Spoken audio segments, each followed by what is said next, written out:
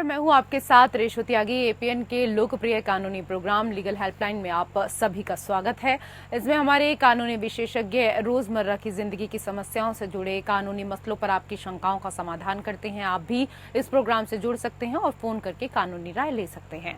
आज हम आपको ट्रस्ट से जुड़ी जानकारी देंगे। ट्रस्ट एक कानूनी इकाई है जिसके पास अलग और विशिष्ट अधिकार होते हैं जो किसी व्यक्ति या निगम के समान होते हैं। ट्रस्ट में ट्रस्टर के रूप में जाना जाने वाला पक्ष दूसरे पक्ष, ट्रस्टी को तीसरे पक्ष, लाभार्थी के लाभ के लिए संपत्ति या परिसंपत्तियों का स्वामित्व रखने और प्रबंधन करने का अधिकार देता है। ट्रस्ट की स्थापना ट्रस्टर की संपत्तियों को कानूनी सुरक्षा प्रदान करने के लिए की जा सकती है ताकि यह सुनिश्चित हो सके कि उन्हें उनकी इच्छा के अनुसार वितरित किया जाए। इसके अतिरिक्त ट्रस्ट समय बचा सकते हैं, कागजी कार्रवाई कम कर सकते हैं और कभी-कभी विरासत या संपत्ति करों को कम कर सकते हैं। तो ये थी कुछ बुनियादी जानकारी। ज्यादा जानकारी देंगे हमारे आज के कानूनी विशेषज्ञ ऋषिपाल सिंह जी। सर, स्वागत है आपका। जी, तो ऋषिपाल जी, आज आपको इस विषय पर कानूनी जानकारी देने वाले हैं। अगर ऐसे में आपका कोई भी सवाल इस विषय से संबंधित है तो आप हमें कॉल कर सकते हैं। फोन लाइंस खुल चुकी हैं। 2 नंबर आपकी टीवी स्क्रीन पर हैं, 012061279337 और 012061279338। दोनों में से किसी भी नंबर पर आप डायल कर सकते हैं। ट्रस्ट से जुड़ी कानूनी जानकारी अगर आप हासिल करना चाहते हैं तो आप भी हमें कॉल करें। सर, हमारे तमाम दर्शक जो इस वक्त इस कार्यक्रम को देख रहे हैं उनको इस सबसे पहले तो यही समझाइए कि भारतीय ट्रस्ट अधिनियम के तहत ट्रस्ट का उद्देश्य क्या है, ट्रस्ट क्यों बनाया जाता है? देखिए, सबसे पहले अगर हम ट्रस्ट शब्द की बात करते हैं, ट्रस्ट है क्या? इसको ट्रस्ट को हम हिंदी में बात करते हैं तो विश्वास है। यानी कोई ट्रस्ट जब बनती है, कोई विश्वास करते हैं, जब कोई व्यक्ति जो एक मुख्य व्यक्ति होता है, जिसकी कोई संपत्ति होती है, जो अपने जीवन काल में अपने आने वाले समय के अंदर अपने बच्चों के लिए या किसी संस्था के लिए वो अपनी संपत्ति को किसी व्यक्ति या व्यक्ति के समूह को एज ए ट्रस्टी सौंपता है। यानी वो संपत्ति को देता है और वो संपत्ति का जो ट्रस्टी होते हैं, जो उनका काम ये होता है कि ट्रस्ट में ली गई संपत्ति का जो मेन मालिक है, जिसने संपत्ति ट्रस्ट में दी है, उसकी जो अपनी इच्छाएं रही है, जैसे मान लीजिए कोई ट्रस्ट बनती है स्कूल के लिए, कोई ट्रस्ट बनती है हॉस्पिटल के लिए, कोई ट्रस्ट बनती है किसी सरकारी सहायता के लिए, किसी और वजह ट्रस्ट बनती है, तो वो ट्रस्ट जो मेन जो उसका जो जिसने पैसे को इन्वेस्ट किया है वो उन ट्रस्टियों को नियुक्त करता है कि उस मनी का, उस पैसे का इस्तेमाल जो है इस काम के लिए किया जाए। तो वो ट्रस्ट एक विश्वास है।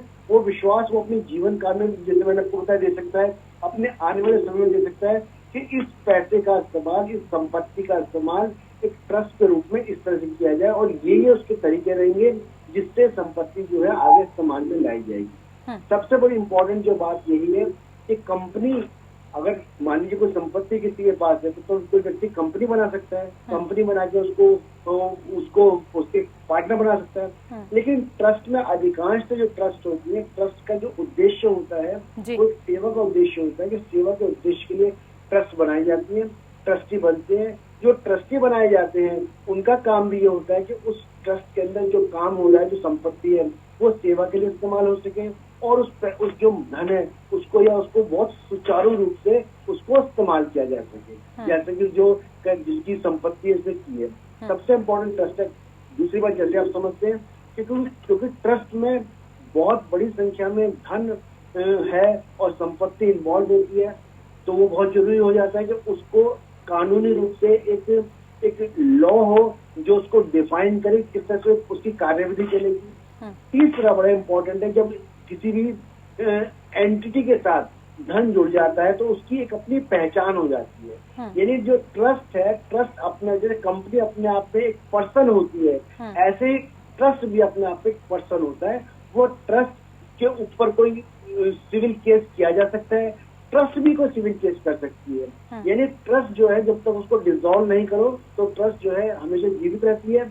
उसके संपत्ति जो उसके ट्रस्टी हैं वो बदल सकते हैं, लेकिन ट्रस्ट एज ए कंपनी हमेशा स्टैंड रहती है, उसकी पहचान रहती है, कानूनी पहचान है। इसी वजह से जो कानूनी जो हमारे जो जितने प्रोविजंस हैं उन प्रोविजनों को, जैसे आप देखते हैं सोसाइटी एक्ट है या देखते हैं कंपनी एक्ट है, तो वो कंपनी एक्ट में सोसाइटी एक्ट में सोसाइटी और कंपनी को अपने आप में पर्सन होती है, ऐसी ट्रस्ट भी एक पर्सन होती है। इसीलिए सारे कानूनों की जिम्मेदारियां भी उसके ऊपर होती है, उसके अधिकार भी होते हैं और उसके कर्तव्य भी होते हैं। जी सर, ये भी समझाएं हमारे दर्शकों को, ट्रस्ट के लाभार्थी कौन कौन होते हैं?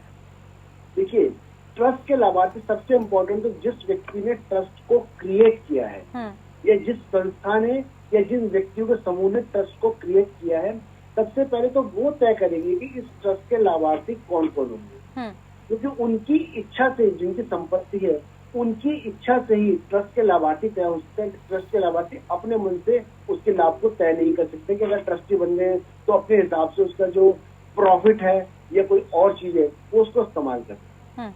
इसीलिए ट्रस्ट का जो ऑडिट होता है वो ऑडिट होता है, ऑडिट को कंपल्सरी जमा कराना होता है, जिससे कि ये पता लग सके कि ट्रस्ट की संपत्ति है उसको किस तरह से इस्तेमाल किया जा रहा है। तो ट्रस्ट अपने आप में एक लाभ का विषय नहीं है, तो उससे कोई प्रॉफिट नहीं कमाया जाता है।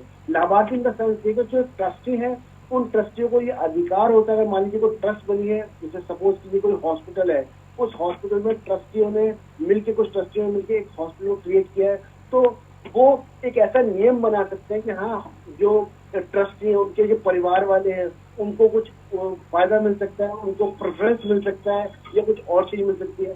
तो वो सारे के सारे जो लाभ की टर्म्स एंड कंडीशंस हैं, वो सारी की सारी जिस समय ट्रस्ट बनती है, ट्रस्ट डीड बनती है, वो सारी की सारी कंडीशन जो है बोर्ड के अंदर अप्रूव कराई जाती है और वही जो है आगे जमा होती है। जी सर, जैसे कि आपने बताया कि ट्रस्ट के लाभार्थियों के बारे में, और इसके साथ ही हम आपसे ये भी समझना चाहेंगे कि जो लाभार्थी होते हैं उनकी जिम्मेदारियां क्या होती हैं और इसके साथ ही शक्तियां उनके पास क्या क्या होती हैं? देखिए, जिसको हम ट्रस्ट के लाभार्थी बोलते हैं या ट्रस्टी बोलते हैं, जिनके पास सबसे इम्पोर्टेंट है कि अधिकार भी है तो उनके साथ साथ उनका कर्तव्य भी। सबसे इम्पोर्टेंट है कि जब ट्रस्ट बनाई जाती है तो ट्रस्ट का एक पर्पस होता है, एक उद्देश्य होता है कि जब उसकी नीड बनती है कि इस ट्रस्ट का उद्देश्य क्या है। मान लीजिए एक ट्रस्ट बनाई जा रही है, पैसे को इकट्ठा किया जा रहा है हॉस्पिटल बनाने के लिए या स्कूल बनाने के लिए, तो जिस पर्पस से, जिस उद्देश्य से ट्रस्ट बनाई जा रही है, जिस उद्देश्य से ट्रस्ट के धन को इकट्ठा किया जा रहा है, कंपल्सरी तौर पर उसी उद्देश्य से, उसी उद्देश्य को पूरा करने के लिए उस धन का इस्तेमाल किया जाता है। अगर उस धन का इस्तेमाल उसके अलावा किसी और तरीके से किया जाता है तो वो जो ट्रस्ट के नियम है उनको वो वायलेट करते हैं और उनके खिलाफ कार्रवाई हो सकती है। कोई भी परिवर्तन, अगर कोई परिवर्तन ट्रस्टी चाहते हैं कि उनके नियम में कोई परिवर्तन हो, तो जो उनकी कमेटी होती है, जो बोर्ड होता है, वो बोर्ड बैठेगा, बोर्ड में जितने भी टर्म्स एंड कंडीशंस हैं जो कानूनी रूप से सही है और जो मूल रूप से ट्रस्ट बनाया गया था उसके उद्देश्य के साथ मैच करती है, केवल उन्हीं बातों को ध्यान में रखते हुए ट्रस्ट की किसी कंडीशंस को चेंज किया जा सकता है। और ट्रस्टियों की तो दोनों बातें हैं, उनका जहां उनका अधिकार है कि हाँ ट्रस्टी बन के वो संपत्ति को मैंने ऐसा नहीं अपने मन से, उस उद्देश्य के साथ, जिस उद्देश्य के साथ ट्रस्ट बनाई गई है उस उद्देश्य का तो ठीक से उसका इस्तेमाल करें और वैसे यही उनकी ड्यूटी है और ये उनके अधिकार भी है कि किस तरीके से अगर वो उसका इस्तेमाल किया जा रहा है तो बाकी ट्रस्ट या किसी को उसको काम को सौंपा जा रहा है तो उनको अधिकार होता है कि उसकी अकाउंट्स के बारे में, उसके प्रॉफिट के बारे में या जो भी कार्रवाई उसके अंदर चल रही है उसके धन के बारे में, बाकी जिसको ट्रस्टी को जो सौंपा गया या किसी को उन्होंने सेक्रेटरी अपॉइंट कर रखा है या कोई और व्यक्ति काम कर रखा है तो बोर्ड में उससे सवाल पूछे जा सकते हैं और उसको वो जवाब देना होगा। जी सर, इसके साथ ही आपसे समझना चाहेंगे, क्योंकि ट्रस्ट भी कई तरह के लोग बनाते हैं, धार्मिक ट्रस्ट के बारे में आप हमारे दर्शकों को समझाएं जो इस वक्त इस कार्यक्रम को देख रहे हैं, और कुछ लोग ऐसे भी होंगे जो ट्रस्ट बनाने के लिए सोच रहे हैं, तो धार्मिक ट्रस्ट क्या होता है? देखिए, एक तो सबसे पहले जब हम ट्रस्ट हमारी बनती है, जैसे सोसाइटी होती है, उसी प्रकार ट्रस्ट का जो उद्देश्य होता है वो कानून सम्मत होना चाहिए, यानी कानून रूप द्वारा उसको, यानी कानून के द्वारा वो गैर कानूनी ना हो। हमारे देश में जैसे हम समझते हैं कि धर्म जो है और आस्था जो है वो हमारा अपना निजी अधिकार भी है और उसको कानूनी रूप से उस ऐसे ट्रस्ट को बनाने में तो कोई बैन नहीं है। तो बहुत सारी ऐसी संस्थाएं होती हैं या कुछ लोग, बहुत सारे ऐसे लोग होते हैं जो लोग मिलकर मंदिर का निर्माण करते हैं, जो लोग मिलकर धर्मशाला का निर्माण करते हैं, जो लोग मिलकर किसी और ऐसे स्थान का निर्माण करते हैं जहाँ पे धार्मिक रूप से पूजा अर्चना, या जो लोग पूजा अर्चना करने आते हैं उनकी सुविधा हो सके और उनको वो सुविधा प्रदान की जा सके, या उस स्थान का और बेहतर से महिमा मंडन हो सके, और उसकी जो रख रखाव है, उसका जो मैनेजमेंट है, उसकी जो सारी टर्म्स एंड कंडीशन है और बहुत सारी चीज बेहतरी है, वो बेहतरी हो सके। तो उन सारी बातों को ध्यान में रखते हुए उस ट्रस्ट का निर्माण किया जाता है। बहुत बार ये होता है कि कई बार कोई चीज, कोई स्ट्रक्चर ऑलरेडी स्टैब्लिशमेंट में होता है, उस स्टैब्लिशमेंट के जो को भी कई बार कोशिश की जाती है कि उस पर ट्रस्ट बनाई जाती है। जैसे मान लो कोई मंदिर है, कि मंदिर कैसे चलेगा, पुजारी कौन अपॉइंट करेगा, अगर मंदिर में जो चढ़ावा आता है उस चढ़ावे का इस्तेमाल किस प्रकार से होगा, उसको मंदिर की बेहतरी के लिए कैसे इस्तेमाल किया जाएगा, कोई अकाउंट बनाया जाएगा और क्या किया जाएगा उस पैसे का। तो उन सारी बातों को ध्यान में रखने के लिए जो धार्मिक ट्रस्ट होती है उसमें सारे टर्म्स एंड कंडीशन को डाला जाता है, और जो ट्रस्टी होते हैं उन ट्रस्टियों को सारी टर्म्स एंड कंडीशन के हिसाब से सारे रूल्स और रेगुलेशन को ध्यान में रखते हुए उन जो धार्मिक ट्रस्ट के अंदर कार्य करना पड़ता है। ऐसी स्थिति भी आती है कि अगर कोई व्यक्ति उससे गलत काम करता है तो उसको हटाया भी जाता है। और आज के विषय से संबंधित कानूनी जानकारी अगर आप हासिल करना चाहते हैं तो आप कॉल कर सकते हैं। आज ट्रस्ट से जुड़ी कानूनी जानकारी हमें दे रहे हैं अधिवक्ता ऋषिपाल सिंह जी। सर, ये भी बताएं कि क्या ट्रस्ट व्यापारिक या कारोबारी मकसद से बनाया जा सकता है? देखिए, सामान्यतः जो ट्रस्ट का जो उद्देश्य होता है, वो ट्रस्ट का उद्देश्य जो है वो लोक सेवा होता है। लोक सेवा के उद्देश्य से ही ट्रस्ट बनाया जाता है, तभी ट्रस्ट के अंदर काफी सारी जो इनकम टैक्स से संबंधित जो है छूट उनको मिलती है। व्यापारिक कार्य करने के लिए सामान्यतः जो है कंपनी एक्ट के अंदर आप अपने आप को रजिस्टर करा सकते हैं, और कंपनी एक्ट में क्योंकि पूर्ण रूप से कंपनी जब कोई व्यापारिक कार्य करते हैं तो व्यापारिक कार्य करने का जो उद्देश्य होता है वो लाभ कमाना होता है। ट्रस्ट में जो उद्देश्य है वो लाभ कमाना नहीं होता है। कई बार ट्रस्ट में ऐसा होता है कि संपत्ति बहुत ज्यादा बच जाती है और संपत्ति मान लीजिए, तो ऐसी स्थिति में उस संपत्ति को, जिससे कि उस संपत्ति का जो सही इस्तेमाल हो सके, तो कई बार उस संपत्ति से कुछ शेयर्स वगैरह परचेज हो जाते हैं, या बैंक में उसको उस पैसे को जमा कराते हैं तो इंटरेस्ट मिलता है। वो एक अलग बात होती है कि संपत्ति का इस्तेमाल, या ट्रस्ट के संपत्ति से कोई किराया आ रहा है, वो एक अलग उद्देश्य होता है कि हाँ उस संपत्ति से किराया आ रहा है। लेकिन सामान्य तौर पे जो ट्रस्ट होता है, वो ट्रस्ट का जो उद्देश्य होता है वो होता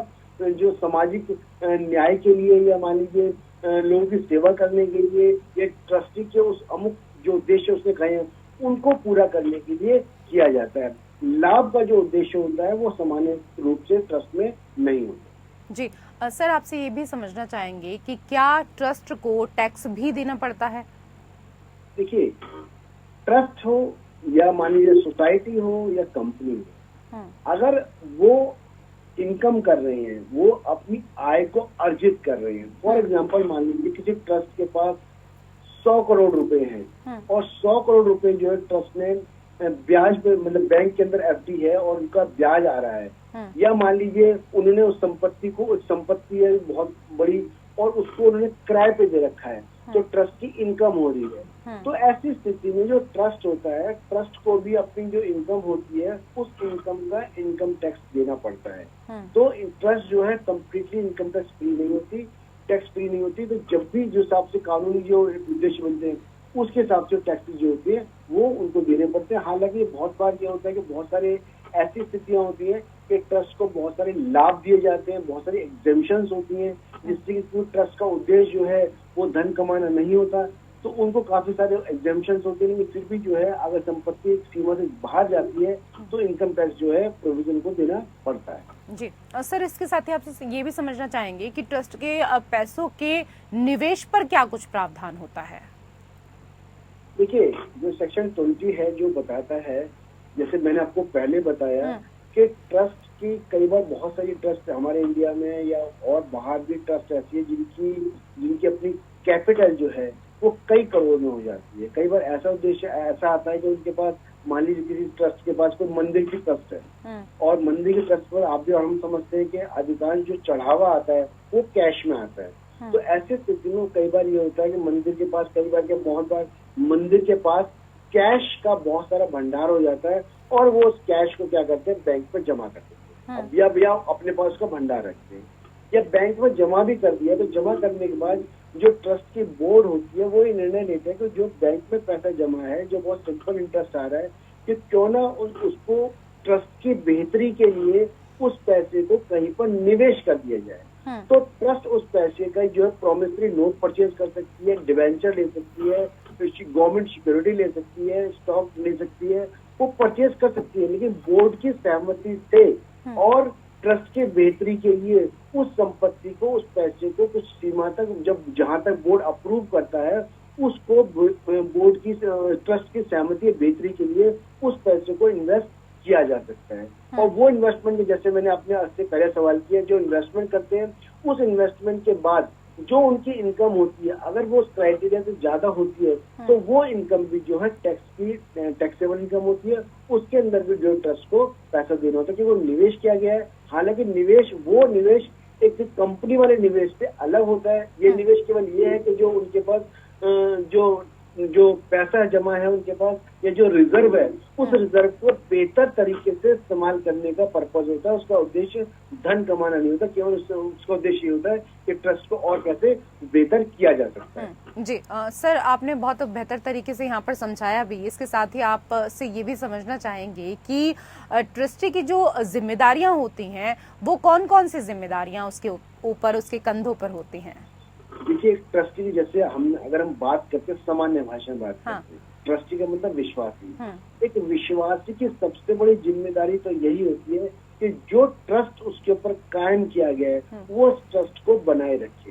यानी जिस उद्देश्य के साथ उसको जिस जिम्मेदारी गई, क्योंकि जो ट्रस्टी होता है उसके पास अधिकार आते हैं, उसके पास संपत्ति को इस्तेमाल करने का अधिकार मिलता है, संपत्ति इस्तेमाल कर सकता है।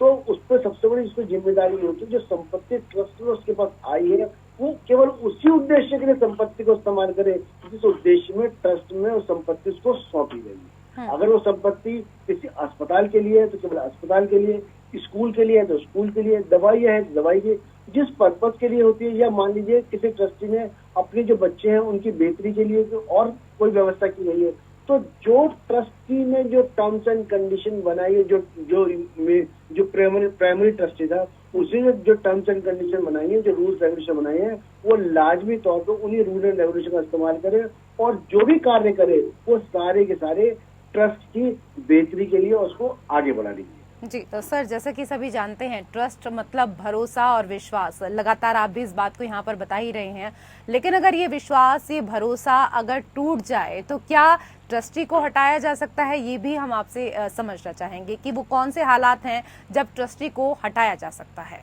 देखिए, इसमें दो पहलू हैं। पहला पहलू तो ये है कि जब भी बोर्ड को ये लगता है कि कोई ट्रस्टी अपने जो विश्वास या ट्रस्ट उसको दिया गया, उस ट्रस्ट से अलावा उस ट्रस्ट की बेहतरी नहीं बल्कि उसको ट्रस्ट को नुकसान पहुंचाने के लिए कोई कार्य कर रहा है, तो उसको हटाया जा सकता है। इसके अलावा कोई व्यक्ति अगर मान लीजिए दिवालिया हो गया तो उसको हटाया जा सकता है। कोई व्यक्ति अगर मान लीजिए मानसिक रूप से वो विक्षिप्त हो गया तो हटाया जा सकता है। कोई व्यक्ति के ऊपर अगर मान लीजिए कोई क्रिमिनल केस, जैसे रेप केस है, मर्डर केस है, ऐसा केस हो गया तो उसको हटाया जा सकता है। इन सारी बातों में जो है ट्रस्टी को हटाया जा सकता है। और इसके अलावा कोई ट्रस्टी अगर ये करता पाया था कि उसने अपने ट्रस्ट का ब्रीच किया है या ट्रस्ट को तोड़ा है, तो बोर्ड अपनी रिकमेंडेशन देके उस व्यक्ति को न केवल बोर्ड से हटा सकती है एज ए ट्रस्टी, बल्कि उसके खिलाफ क्रिमिनल केस भी जो है वो दाखिल किया जा सकता है। और वो सारी ट्रस्ट जो इन्वेस्टिगेशन होती है, और ऐसी स्थिति में अगर साबित होता है कि उस व्यक्ति ने उस ट्रस्ट के खिलाफ जो उसको जिम्मेदारी दी गई थी उसके खिलाफ जो